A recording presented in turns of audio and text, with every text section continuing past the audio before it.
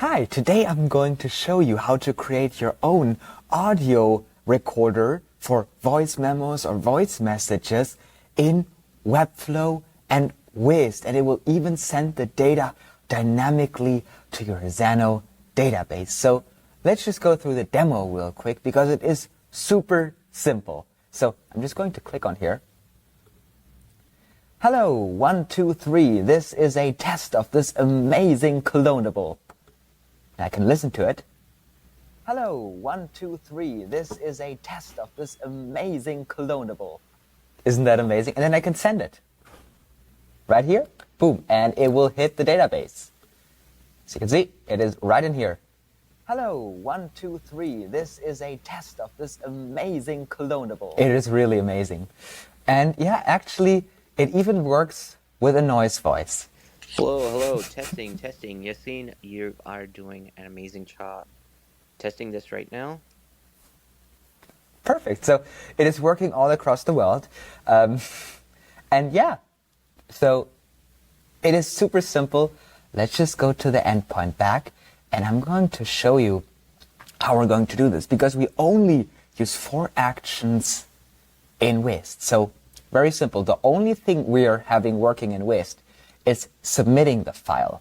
Everything else uses custom JavaScript made in Webflow using Wized's API. So let me just walk you through the way this is being built.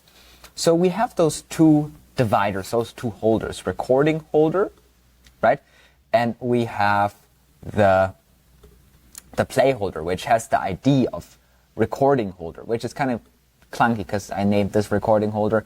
I may change the naming later on. The idea here is that this is actually holding the recording. This is where I will have the playback of my voice memo. But yeah, so this will have visibility shown if there is a voice message available, right? If there is something was recorded. And then we have this button. This button will be made by Wized, but also with a custom code. So we have the custom code set up that way that it will show the visibility of the button if we have in this custom code in here something recorded, which we will be able to play then in here. And yeah, we will have the record and the stop buttons as well. Each of those elements has an ID. It is all a custom element, and we have the ID of start record, we have the ID of stop record, and we have here the ID of play audio, and we have here the ID of stop audio. And we have here the ID of submit button. This will set visibility using the custom code. And then we have the Wized attribute, Wized spelled out, applied for it to submit audio, so that we are using Wized to facilitate sending the audio to our database. Now you ask yourself, why didn't I just build this all in Wized? Because I was reaching some sort of more of a browser limitation. So I decided to use Wized's JavaScript API to facilitate the code in there within Webflow, just to make sure that everything is compliant and working with all browsers for security reasons. And this is the wonderful thing about Wized. They have their JavaScript API, so we can work with that. So what this code is doing, let's just walk through that. It's super simple. We just set all the relevant elements. Those are all the things I talked about to hidden, to display none on page load. And then we're just defining our variables. We're going to work with that. And in here, we're going to start recording. So we're accessing the microphone and we're going to start recording. We have to stop the stream and all of that. Then we're going to, we are creating a blob in here. This blob will be the file where you, like the link saved on your browser, where you will play the file from, right? But now, sending this to Wized, we need to convert this blob back into a file. So this is what we're doing in here. And you may ask yourself, why can't we convert it back in Wized to the file? Because we need to do this within the same code. Otherwise, we're hitting browser restrictions. We cannot create the blob in Webflow custom code and then have Wized run function converted back into a file. This will not work because your browser has security features, and we want to make sure that this will work for eternity. And then we're going to utilize Wized JavaScript API to push the file in a variable which we will call audio file. If we go back to Wized, we will see that we have this variable called audio file, which is not defined. And we're just going to use this JavaScript API from Wized, this part, to set this file in the variable as a file object. Perfect. And then we're just going to show the button that the file is in there, and we're going to do a console log to in case there was any error accessing the microphone. Yeah, and then we just start recording. This is the part of the code that starts the recording. This is the one that will stop the recording right here. Then we have the one that will play the audio. The function up here was defined earlier. So yeah, and we have stop audio, and then we have automatically switch back to play button when the audio ends. That's very important because we don't want to have the stop button all the time.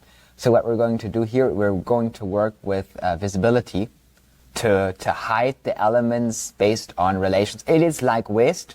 You could do this in Wized, but you would maybe hit browser limitations. So that's why I just, for some sort of a best practice thing, did it all in this code utilizing Wized JavaScript API. But you don't have to worry about that too much, because when you use this player, you don't have to worry about the code. You don't have to worry about how this is going to work. You're going to worry about styling this, making this look pretty, and everything you need to know, meaning the audio file, is configured in Wized. So we have the custom code on Webflow using Wized API. You don't have to touch that. The only thing you have to do, and this is a super simple setup, is just the submission. In Wized, right here, when we have the file, which it doesn't work in Wized, it will not stop the script, right? But what the only thing we need to do is we have on the submit button, we have a submit action on event click, and we're going to perform the request in here of post audio. So we are going to post the audio file from the variable right in here, this one, which we defined and sent from Wized JavaScript API to Wized. We're going to send this just to our endpoint. And this is what this submit button is doing. That's the only configuration that is mainly important in Wized. And you want to delete this. This is just after it was successful. It will reload the page. I just added that in there just for test purposes. You can customize this however you want. But yeah, and then we have the submit button visibility, so that while the request, when the request is not requesting, we will show the submit button. This is this one in Webflow. This one, we will show this one, and when it is loading, we will show when it is requesting is true, we will show the CSS loader, this one that is just spinning. So we just set visibility of this, and we're going to have an action tied to this to send this to the database using a request. So the only thing you have to do if you want to customize this is style the elements, style the design, and go in Wized and only work on one button. Everything else is already pre-made in this code, and this code is working 100%. So you don't have to touch anything in this code.